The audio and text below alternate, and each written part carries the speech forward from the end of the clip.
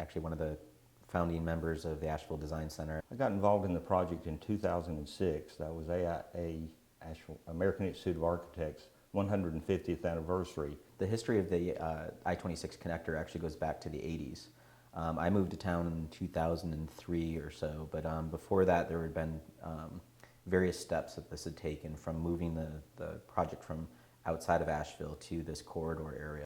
What were our early interactions with North Carolina Department of Transportation?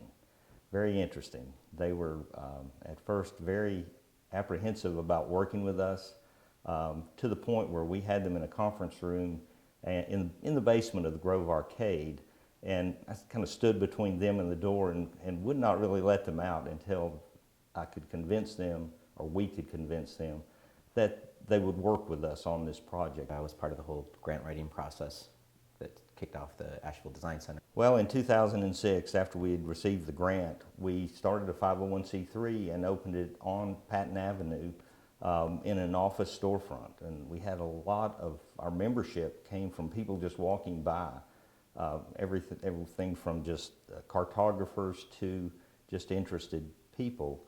But they came in wanting to help. And we opened it actually with support from the city. The mayor actually cut the ribbon on the Asheville Design Center. When federal dollars are being used for a project like this, it has to go through the NEPA process, or the National Environmental Protection Act process. And through that, you're supposed to do an impact statement. You're supposed to tell the community, here's how we're impacting or not impacting or restoring or helping your community, or just you need to be aware of the damage that's going on here, and we're going to try to find some way to mitigate that. We had really two sets of principles. One was AIA's 10 principles for livable communities.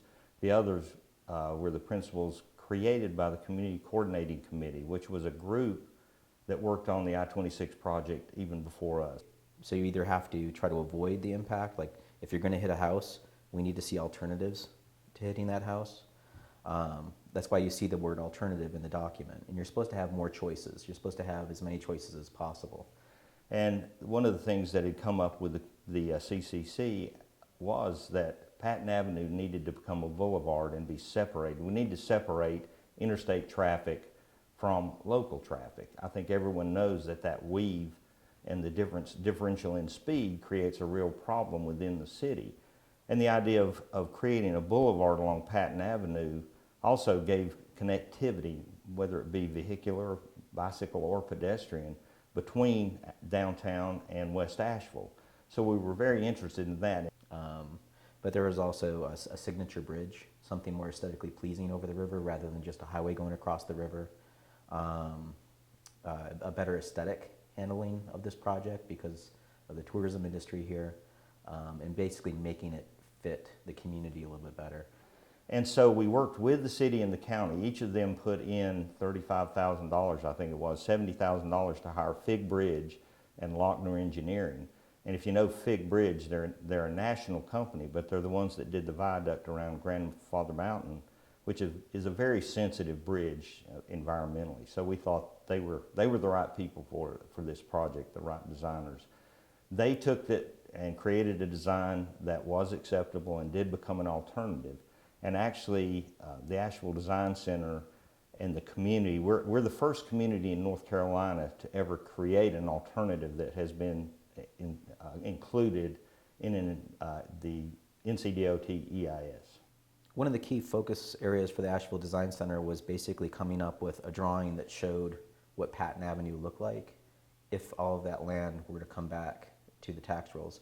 So the CCC report was saying, the Community Coordinating Committee report was saying, let's have a local Patton Boulevard, let's have some land back adjacent to it, it'll be urban. And in terms of a livable community, you need that connectivity, and then there's also the issue of protecting some of the existing communities, trying to make a smaller footprint out of the highway. The highway, by nature, DOT, they're more suburban in design, and they think about moving a lot of cars quickly. They don't have an urban mindset of moving cars through, a community. And so that's what the principles were all about. That's what the design was all about. How could we make this tighter, more compact as an urban design, And how could we also free Patton Avenue of the interstate? And then even with that, in a public plaza, new streets, in a grid of infrastructure in there, you're looking at about $800 million worth of development. That yields over a 50-year time frame. That will yield over $111 million in city, county, and school taxes. In the last couple of years, North Carolina has changed the way it prioritizes transportation projects. So now the project is out again. Portions of it are funded with a construction schedule. So there's an urgency right now for both the community and the state to move ahead with this in some form. It's up to the community to read these documents and say, you either got it right, you missed something. I mean, it's our community. We know it better than they do.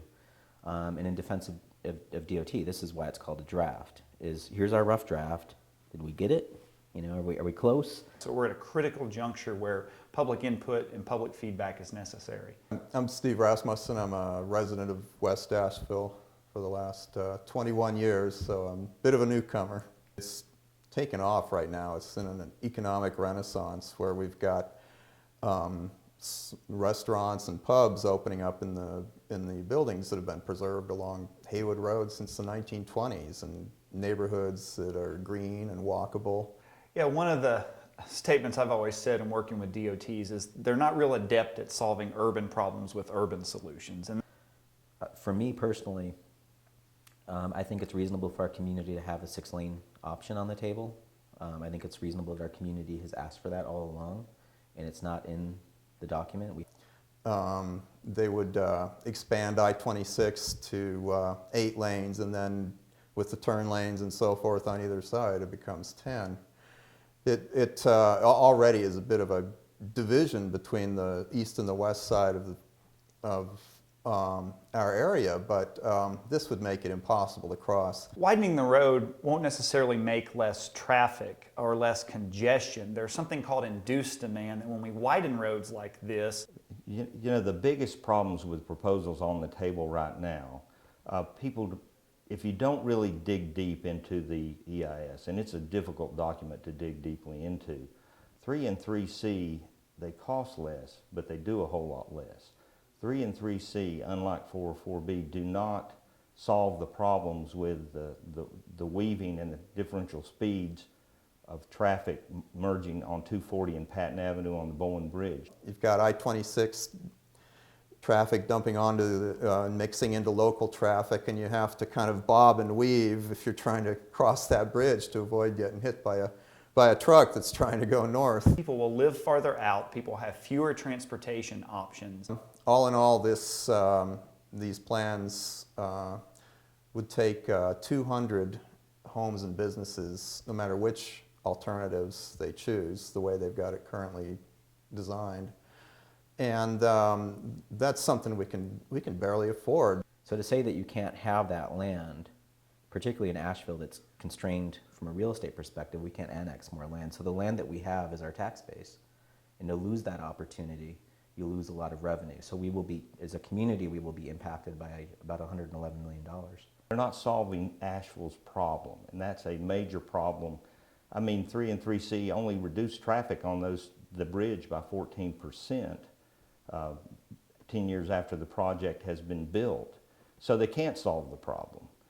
And so I don't want, just because of cost and trying to get it done quickly, I don't want us to make the mistake of building something we're going to have to come back and fix. Really impact Burton Street, which is a historic black neighborhood that's already borne the brunt of past decisions to route interstates through the poorest neighborhoods least able to fight it at that time.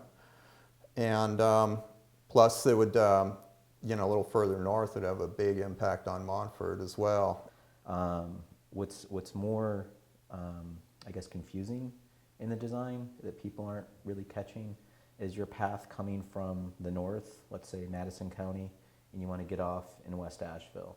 That you would have to get off at essentially Earth Fair and go through 3 lights, crossing Patton Avenue is your 4th light, getting back onto a slip road, and then going up to Haywood. Your way to Earth Fair from, let's say, Brevard Road you'll have to do the opposite, which you come onto this curlicue ramp and then go back up the 4 lights to get into Earth Fair. The great thing about the Asheville Design Center is we built the organization around community participation.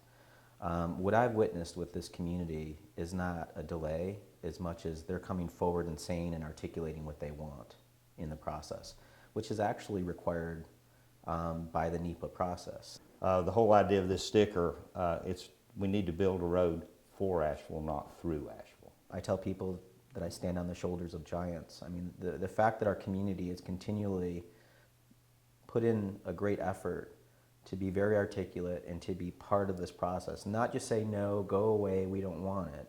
The community has consistently come to the table and said, here's what is doable for us. Here's what works for us. And they're all totally reasonable alternatives. You know, I think this is an awesome community.